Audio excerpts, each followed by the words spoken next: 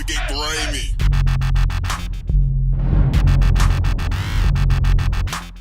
All right, hello, and welcome to a brand new edition of 5 Round MMA. Unfortunately, we had nothing but technical difficulties this weekend, and we lost a member, not permanently, just for this weekend. And Alex, you had to call in, right? Yeah, it looks like the windy weather out here in Southern California has put all three of us in difficult situations, right? Yeah, we Californians aren't used to weather. Yeah, no, if it's not sunny and sunshine, we're all panicky. So, but I think we'll manage today. We got two segments going on. Also, we'll talk about the big Saturday night. Three main cards for all the major promotions in the United States. So the fighting, Bellator, and of course UFC. But first, I want to talk. I want to thank all of our sponsors. I want to thank Rocket Great Soaps. I want to thank 5 Rounds Clothesline, and of course, Redemption Martial Arts for being able to profit us being put together. And so for the first segment, Albert, I want to put up Mr. Matchmaker. Start for that. Yeah, I think I did very good last week, and I'm starting to get the feel for Mr. Matchmaker. Yeah, Mr. Matchmaker is when all that happens every once in a blue moon. You see now a plethora of potential matchups happening here in the future, and I want to get your opinion whether you like the matchup, hate the matchup, or just don't care about it. So, first one I want to go to just announced the UFC's Bellator division. Jacare versus Yoel Romero is going to take place on UFC 184 in February in Los Angeles. Do you love it? Do you hate it? Or you don't care about the matchup? I 100% love it. I don't know what took UFC so long to do this matchup. I got tired of seeing, having an up-and-coming guy versus someone on the way down. And finally, we got two guys on the way up. I mean, these guys are literally knocking on the door of a title picture. And both these guys are difficult people to match up against because there's a lot of people that don't want to fight them because they're that good. So I love this matchup, and I think we're finally going to get to see a true number one contender for this division. So you see that two guys who are right to contend for the title, right? Yeah, that's exactly the way I see. I see this as the number one contender. Yeah. See, I'm kind of opposite. I really don't like it because I think Jacare and Romero can both compete for a title today and be legit contenders. So I think they're kind of knocking each other out, which maybe is a little selfish on my part. Because maybe I want to see Chris Weidman go against both these guys. But I did see your point. I'm like, I kind of want to see Weidman go up against Jacare and then Romero. But who knows? They might still end up fighting each other anyway. So, but I kind of like, I'm on the fence about it. But we'll go next one in the UFC women's bantamweight. Miesha Tate versus Sarah McMahon. It's scheduled for UFC 183 on January in Las Vegas. Do you love it? Do you hate it? Or you don't care about it? I'm gonna say I hate it and I don't care about it.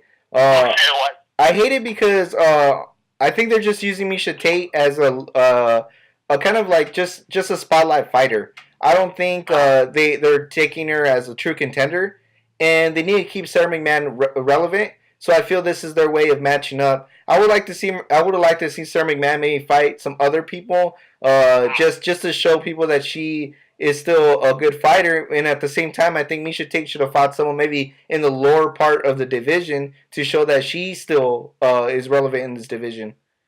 So you don't like it for the fact that you think Sarah McMahon does it more than a step. So Miesha Tate is a step herself for Sarah McMahon, right? Exactly. That's how I feel like they're building it up, and that's why I don't really care for the outcome. I would rather both see them fight someone that the public doesn't really know, because one, it'll help out with the women's bantamweight division, and at the same time, I just think it's better matchup for both of them because we get to see that there's still contenders in the division rather than water down this division. For the reason why you hate it, I like it because I think it's an opportunity for Sarah McMahon to become a star in this division.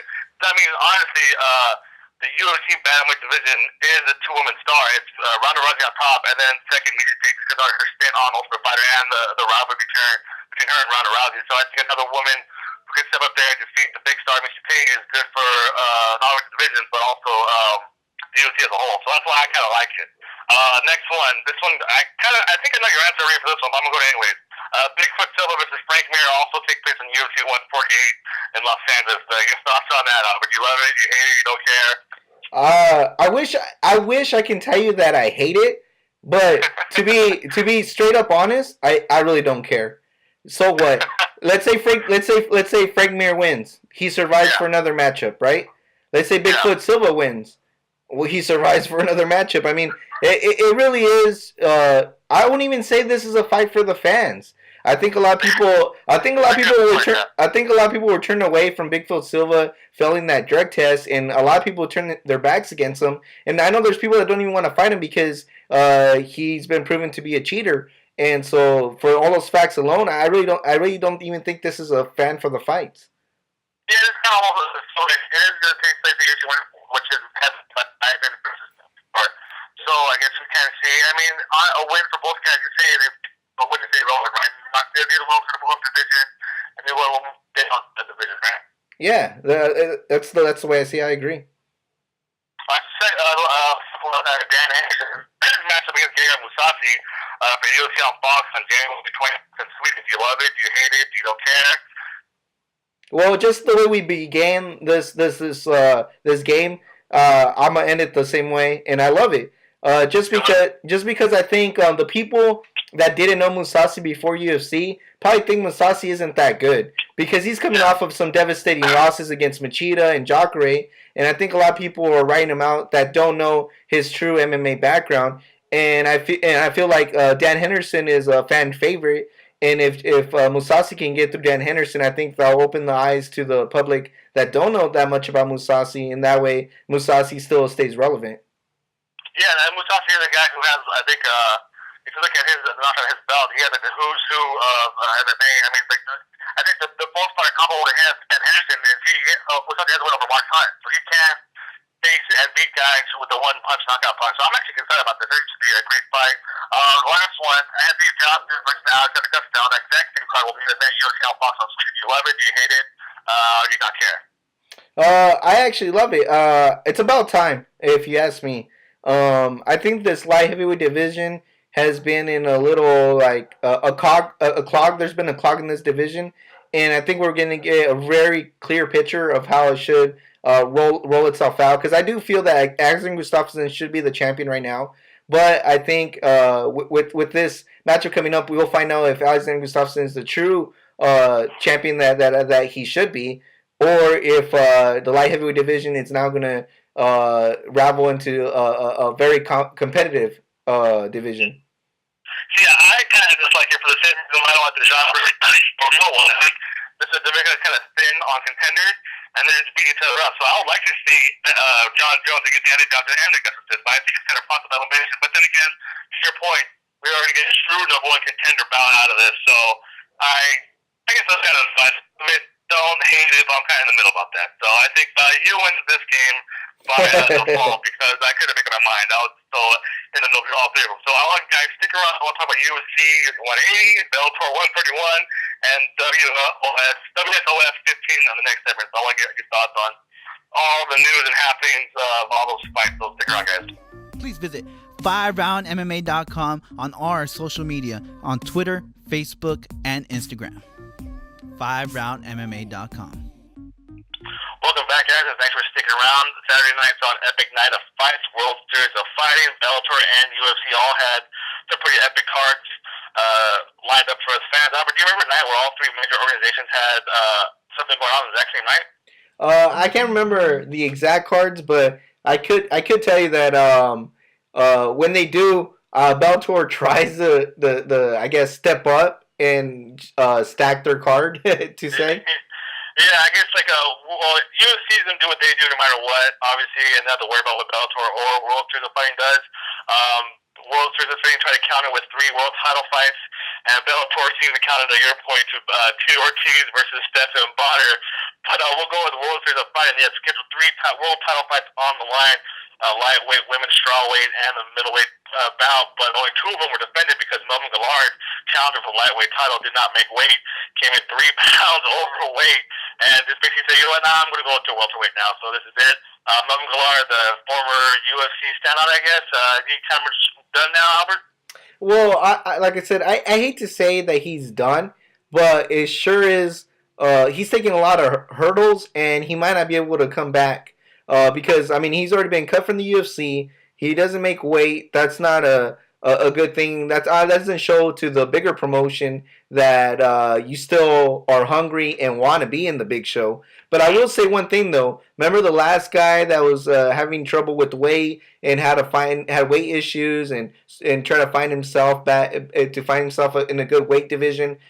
He ended up back in the UFC, which is Anthony Rumble Johnson. Oh yeah, good point. Good point. So who knows? Maybe Melvin Gillard is the next Anthony Rumble Johnson, and he just really needs to figure out his weight class and maybe get his structure better. And who knows? Maybe he could be the next Anthony Rumble Johnson. But I'll tell you right now, this is not the good route to take.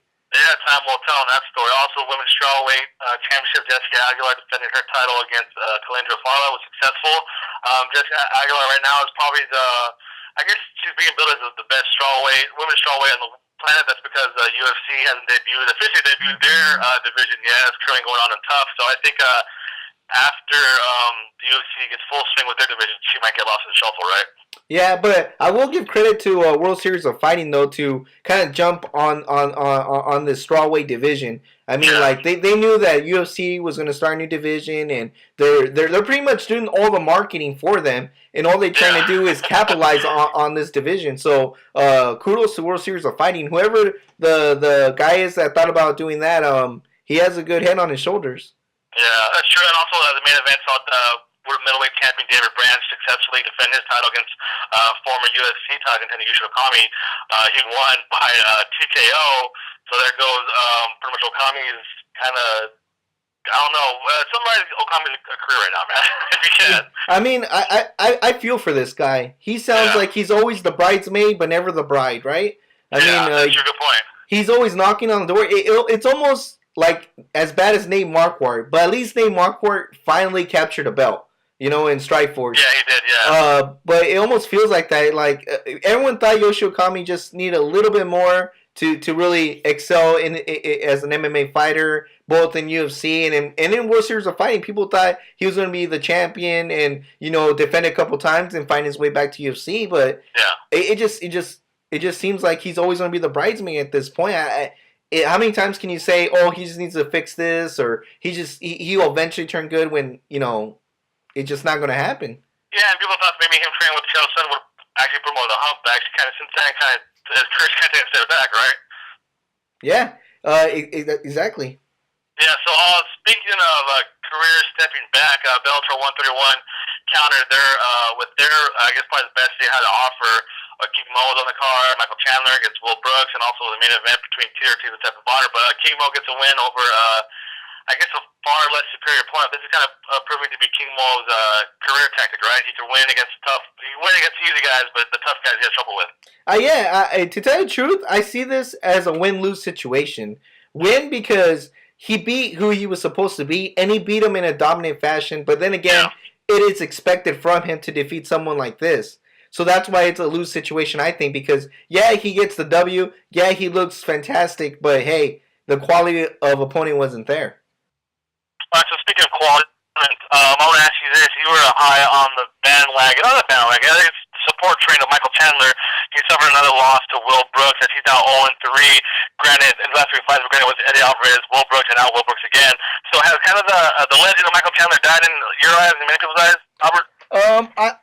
At first, I really hoped for Michael Chandler because I really did think he was a really good fighter, and at the same time, it really irritates me when Dana White says that all the best fighters in UFC and there's no real competition out there. And I really thought Michael Chandler was that guy, and I even went as far as to say that he was the face of Bellator. And I want to say I'm still in the train because the quality opponents are still there. You get me? It's not like he's losing to some schmuck that was had 15 losses underneath his belt or something like that. So I'm still on the train. The match was still a little bit controversial, not really, but I'm still on the train. Yeah, so it's more a matter of Bellator not really promoting Will Brooks, right? Yeah. 28 years old. Obviously, he has 2 wins for Michael Chandler now. His only loss was Saeed Awad, which he did avenge. So it's more Bellator not really get behind the Will Brooks train, right? Exactly. That's what I feel like more, because I don't want to write it off Michael Chandler, because again, I still feel that there's still good fight in him left. Yeah, and Tito Ortiz defeated Stephen Bonner via split decision. So we'll move on to UFC 180. There we go.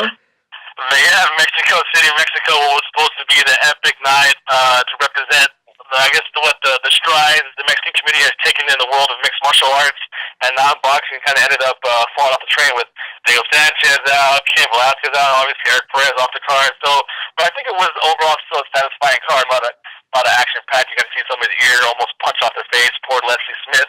This guy almost punched her ear off, clear her head, but hopefully she makes a speedy recovery. I want to jump to the main card real quick. Ricardo Lamas. Your boy, Ricardo Lamas. Yeah, but honestly, is there any fighter farther away from a title shot than Lamas in any division? No. He's 2-0, but do you see him at a title shot anytime soon? No,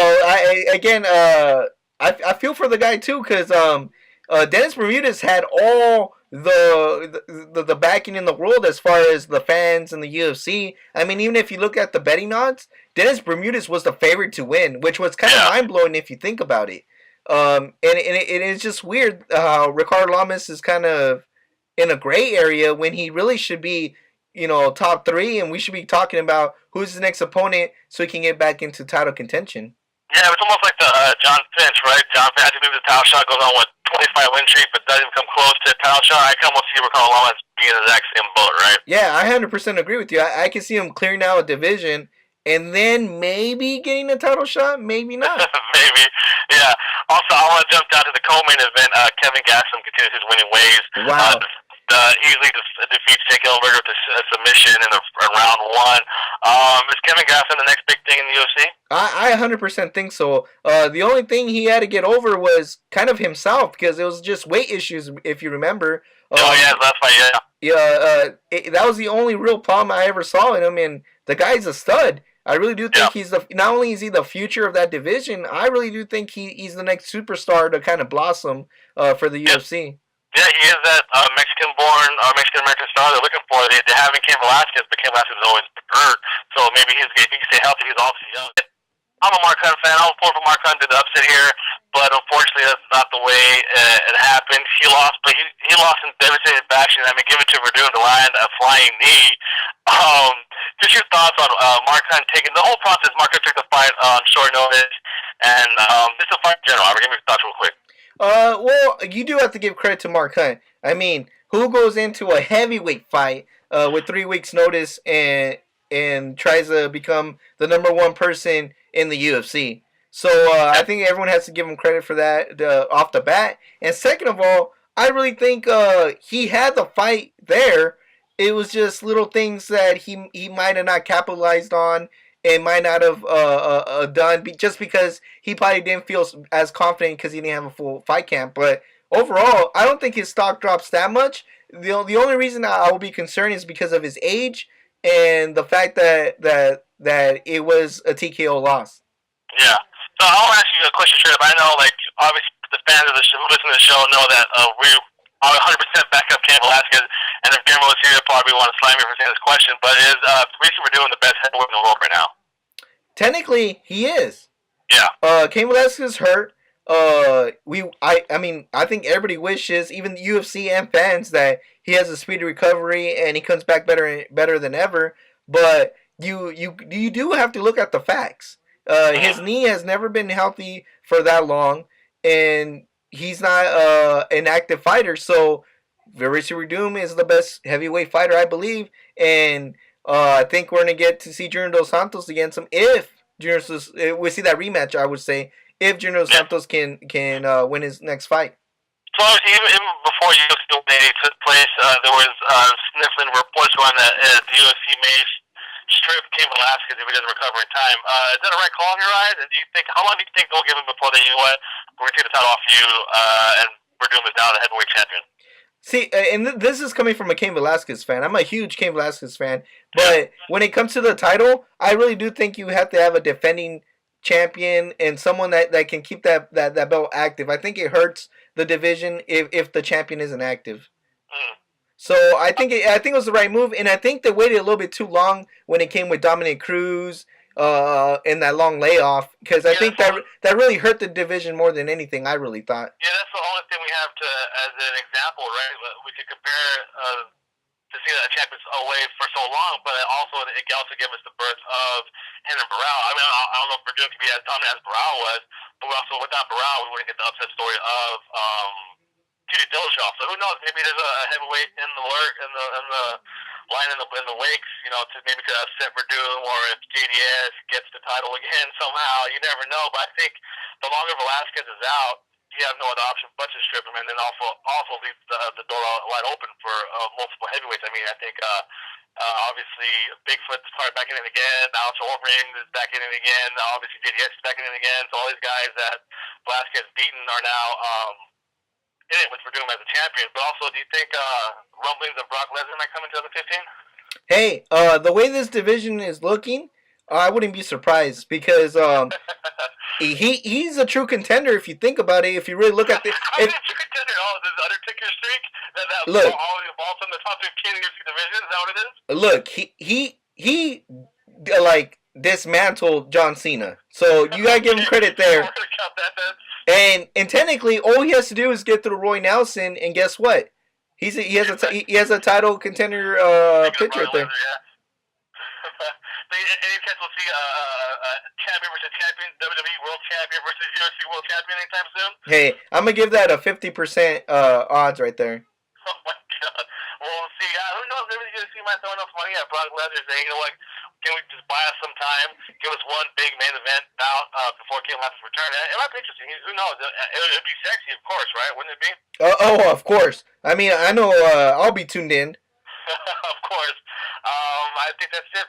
Mason Verdun is the interim world heavyweight champion after a long road, being a contender in the UFC, being cut by the UFC, winning in Strikeforce, and now since his return to the UFC, he's undefeated. Now interim world champion, waiting for the guy next in line. And I think that's it for today's show. Unless you got so much to talk about, Albert.